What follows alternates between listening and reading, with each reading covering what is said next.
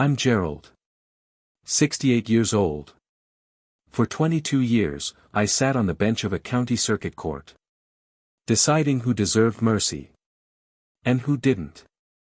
I never once imagined I'd have to sit in judgment of my own daughter. 3 months after my wife passed, I brought her hearing aid in for a routine repair. The shop owner, a man who had fixed our electronics for over a decade, looked at the serial number.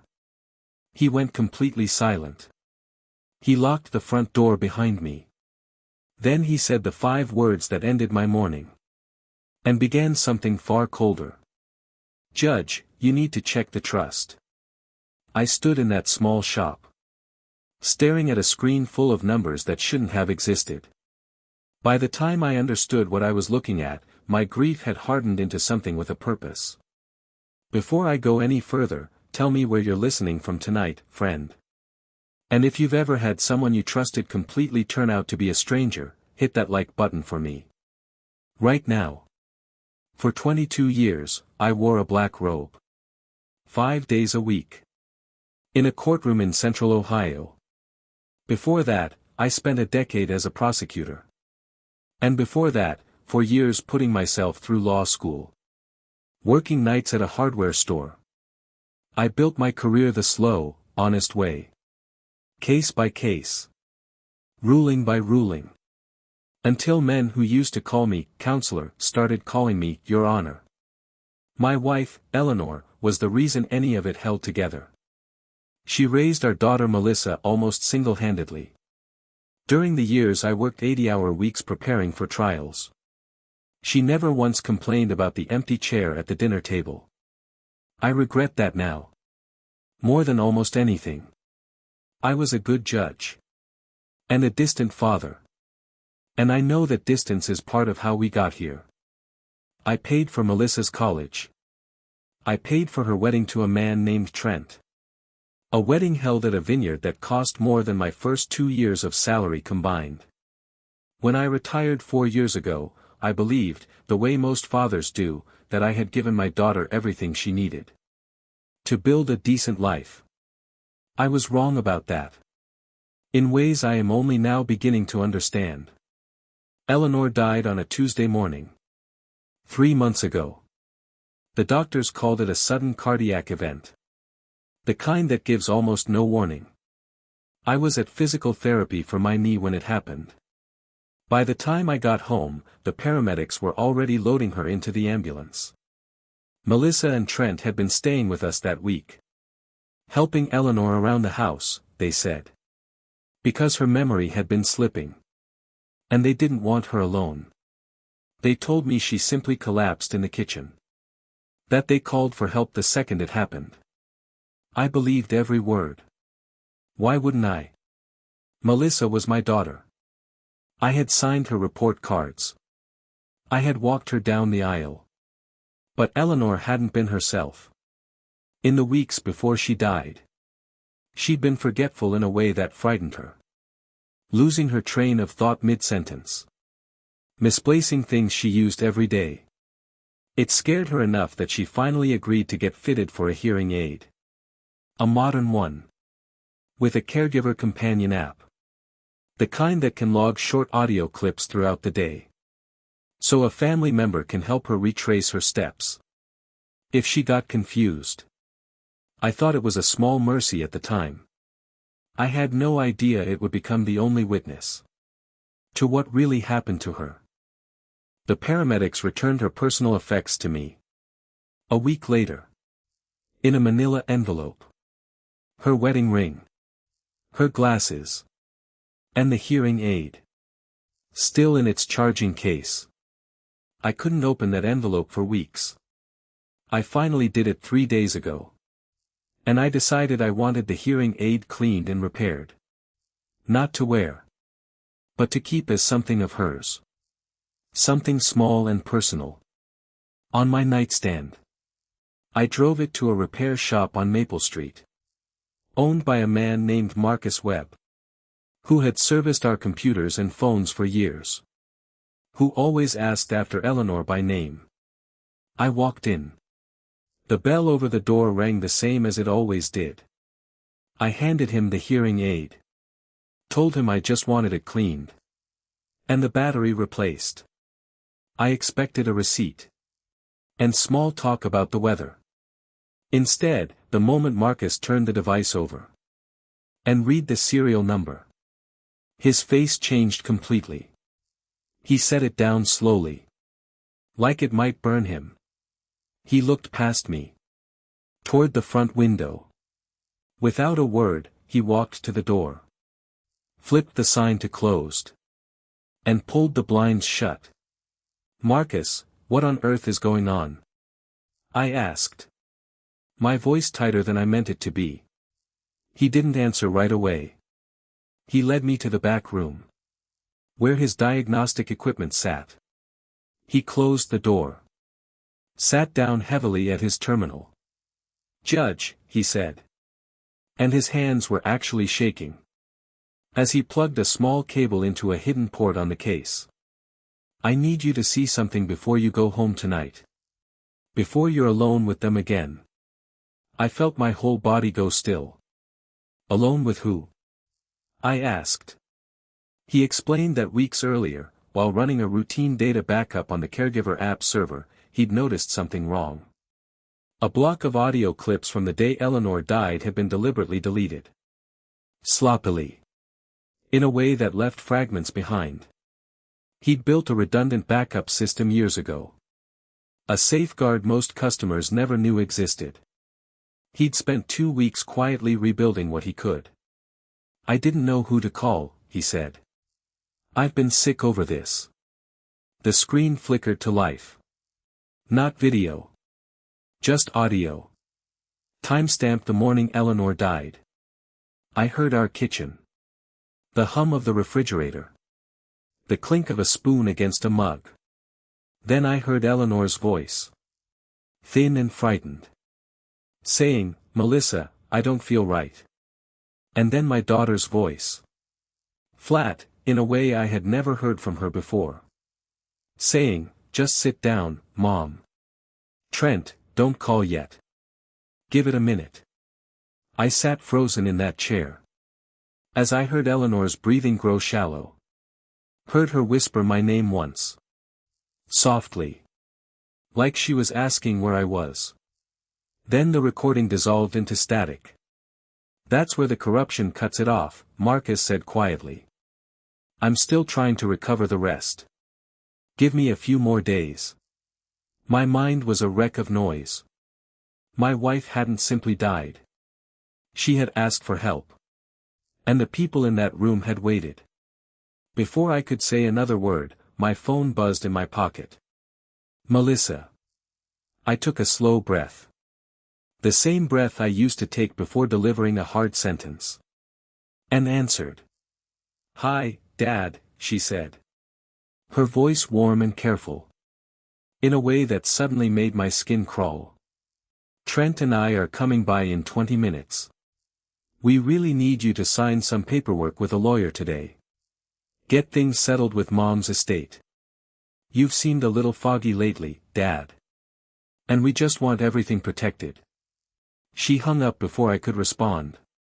The pieces slammed together.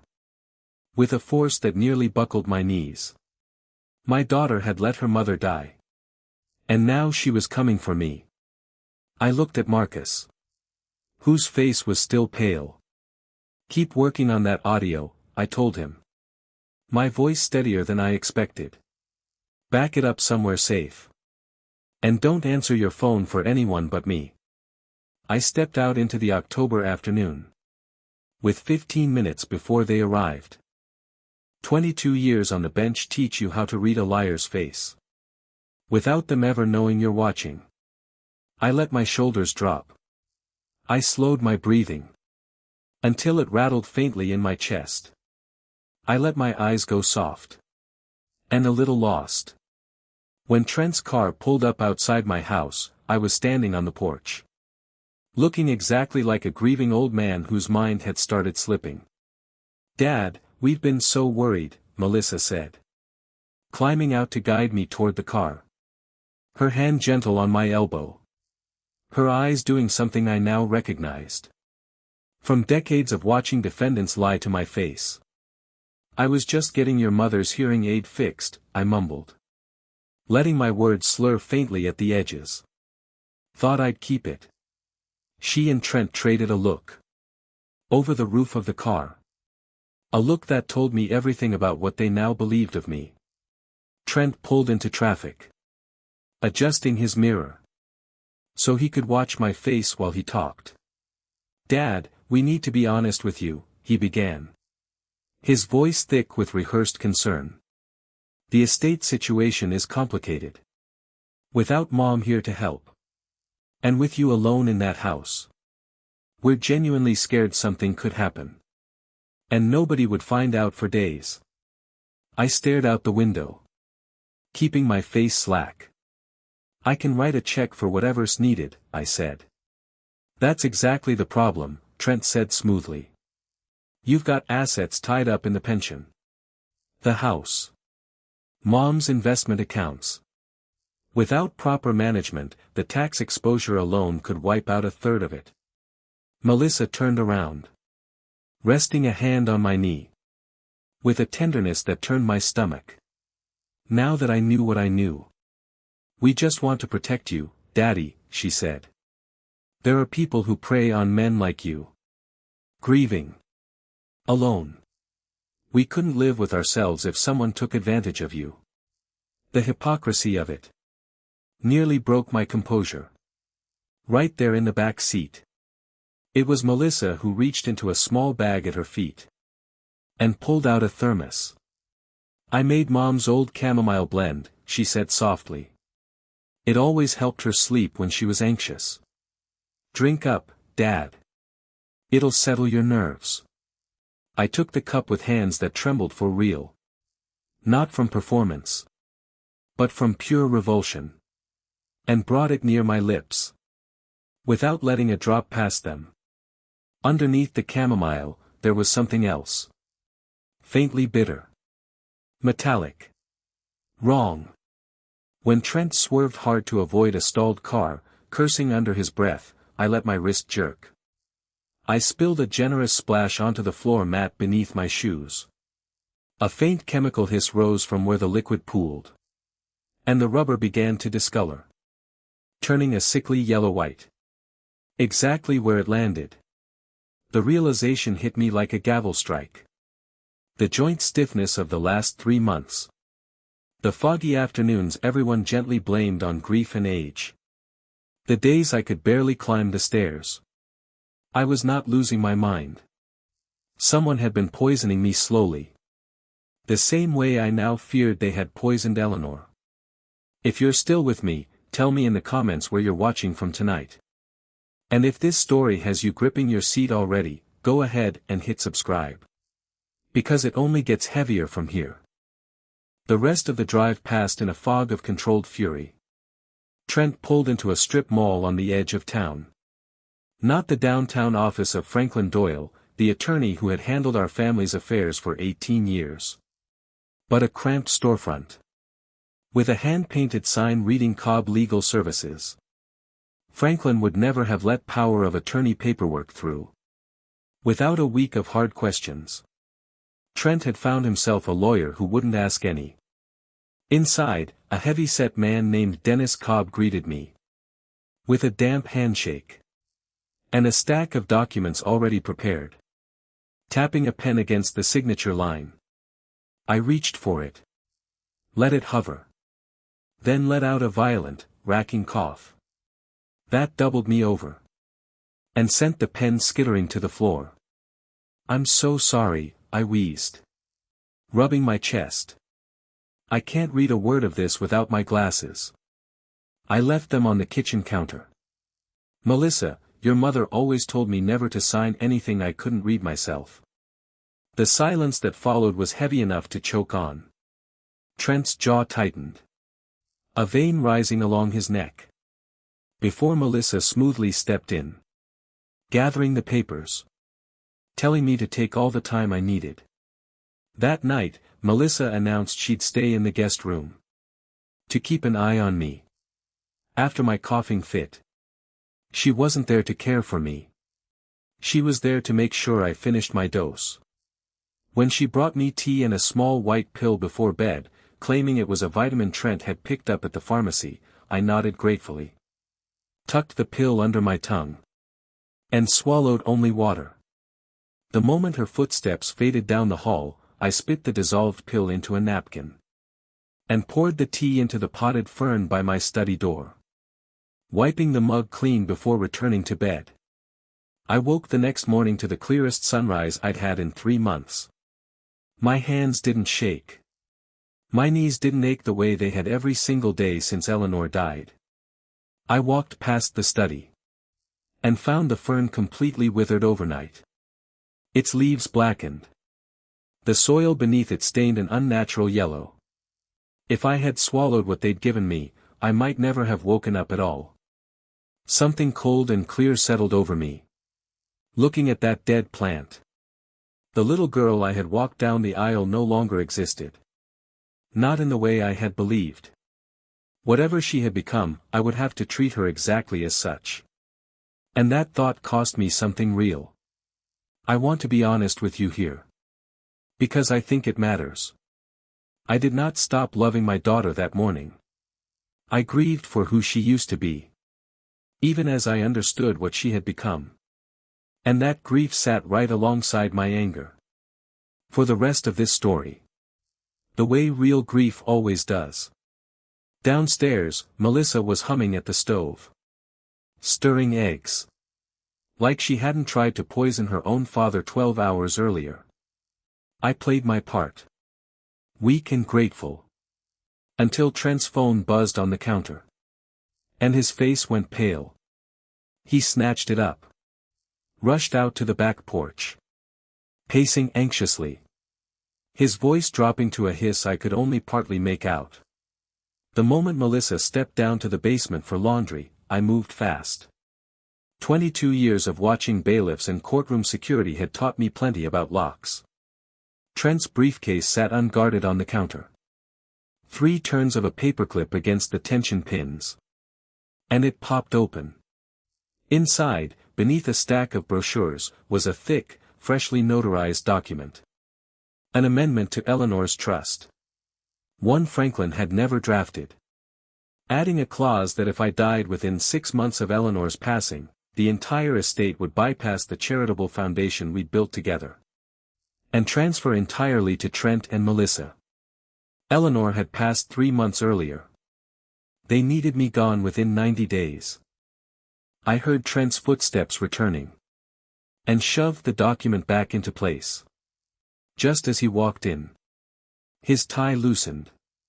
His face flushed with barely controlled panic. He caught me standing too close to his briefcase. "What are you doing?" he demanded. His voice suddenly flat and dangerous.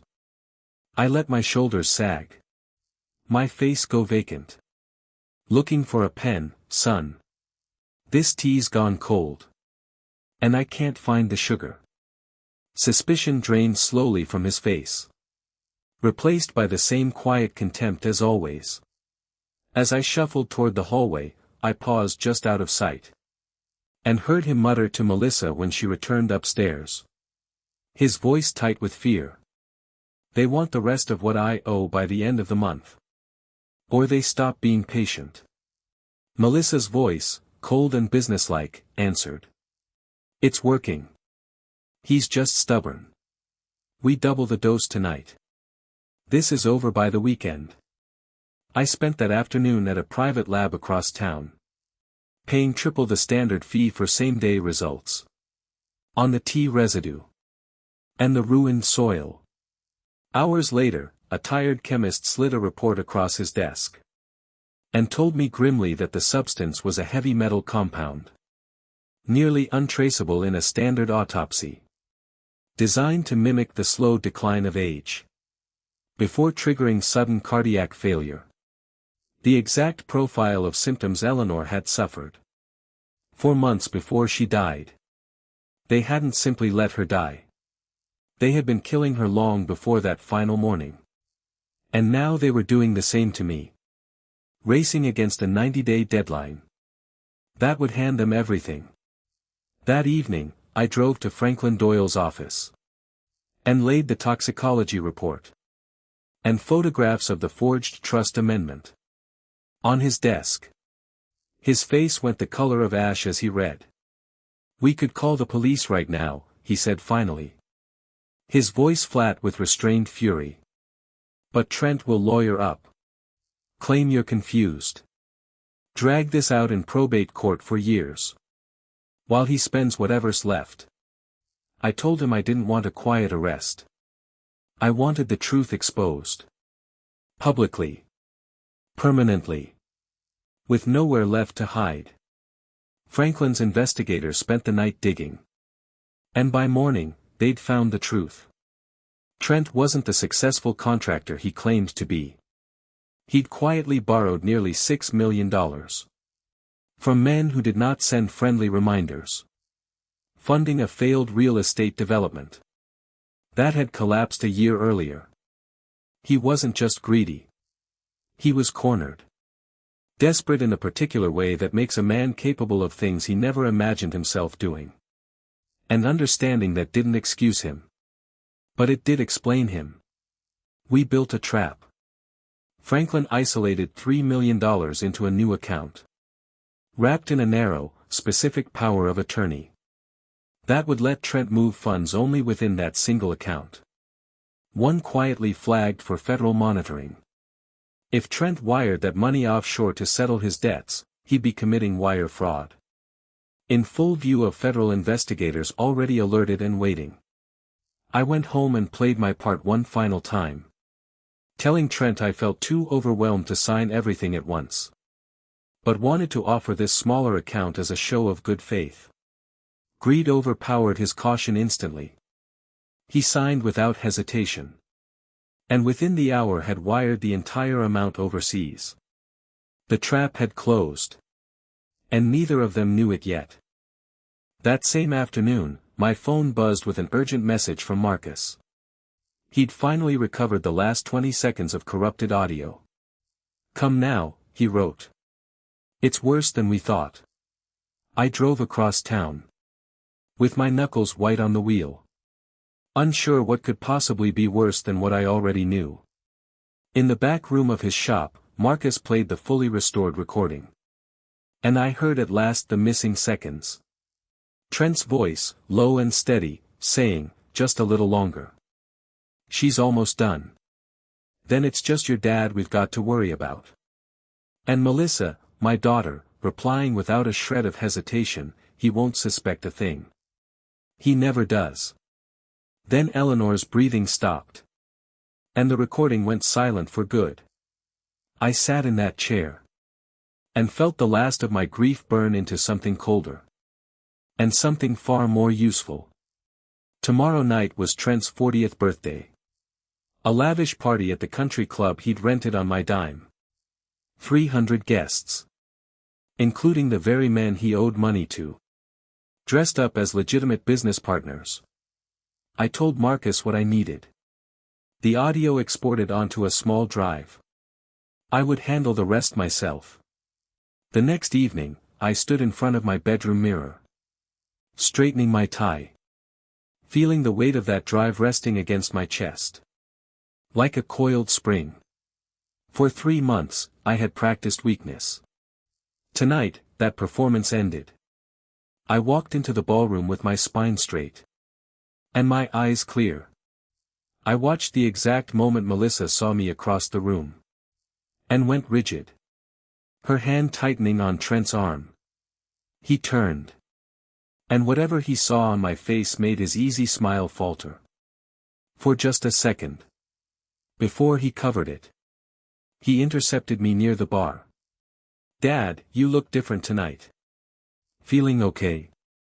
"Better than I have in months," I told him. And watched something uncertain flicker behind his eyes. Before he decided to believe it was good news for him. He leaned in. Told me with real relief that the trading account had already produced results. That everything was handled. I only nodded. And walked away. Leaving him standing there confused. Unaware that federal agents already had every routing number tied to that transfer. If you've made it this far, this is the part of the story where I ask you to hit that subscribe button. Because what happens next is the reason I'm telling you any of this at all. When the lights dimmed for his toast, and the enormous screen behind the stage lit up for what the guests assumed would be a slideshow, I reached into my jacket and pressed the small remote Marcus had given me. The screen filled with the kitchen audio. The timestamp glowing in the corner. Eleanor's voice, thin and frightened, asking for help. While 300 wealthy strangers sat in stunned silence. Hearing my daughter tell her own mother to wait. Hearing Trent's voice at the very end, calm and cold, saying they'd handle the father next. The room did not gasp so much as collectively stop breathing. Someone's champagne glass shattered on the floor. I stood. Took the microphone from its stand. And told them exactly what that recording meant. That the tea served to me every night for a month contained the same poison that killed my wife. That a laboratory report in my jacket pocket proved it beyond dispute. That Trent Cole and my daughter Melissa had spent months trying to inherit everything I had. By killing me the same slow way they had killed her mother. The men at table 12, the ones Trent owed his fortune to, rose from their seats with murder in their eyes. Realizing in that instant they'd been robbed twice over. When Trent bolted for the kitchen doors, he ran straight into federal agents. Who had been waiting in the service hallway since sundown. They took him to the floor. In front of everyone he had ever tried to impress. Melissa screamed that it wasn't her idea. That Trent had forced her. Turning on her own husband. The instant her freedom was threatened. Exactly as I had known she would. As they dragged him past me in handcuffs, he fell to his knees. Sobbing. Calling me Dad one last time. Like the words still meant something between us. I looked down at him. And said only, I'm just a confused old man. Sadly, I don't recognize you anymore. Then I turned. And walked out into the cool night air. The first breath I had taken in months. That didn't taste like fear. The trial that followed was swift and merciless. The recording and toxicology report leaving no room for doubt. Trent and Melissa were both sentenced to life without parole. And every dollar of the estate they had tried to steal was redirected. Through Franklin's careful hands. Into a new wing at the county hospital. One built for cardiac patients like Eleanor. Bearing her name in bronze letters by the front doors. I stood there on opening day. And traced her name with my fingers. Feeling, for the first time since that ambulance parked outside my house, something like peace. For months later, I still walk 2 miles most mornings. My legs are strong again. My mind clear. The poison long since flushed from my system. The house is quiet now. But it's an honest quiet. Not the kind that hides something underneath it. I still make tea every night. And I drink every drop without hesitation. Because there is no one left in that house who wishes me anything but well. And on the harder nights, I won't pretend I don't miss the daughter I raised. The one who existed before all this. That grief never fully leaves. It just learns to sit beside the peace instead of drowning it out. If there's one thing I'd tell any father listening tonight, it's this. Love your children with your whole heart. But never let that love make you blind to who they've become. Trust is a gift you give freely. But it is never one you're required to keep giving once it's been broken beyond repair. If someone in your own family has ever shown you a face you didn't recognize, tell me about it in the comments below, friend. And let me know where in the world you're watching from tonight. And if this story meant something to you, hit that like button. Subscribe for more. And I'll see you in the next one.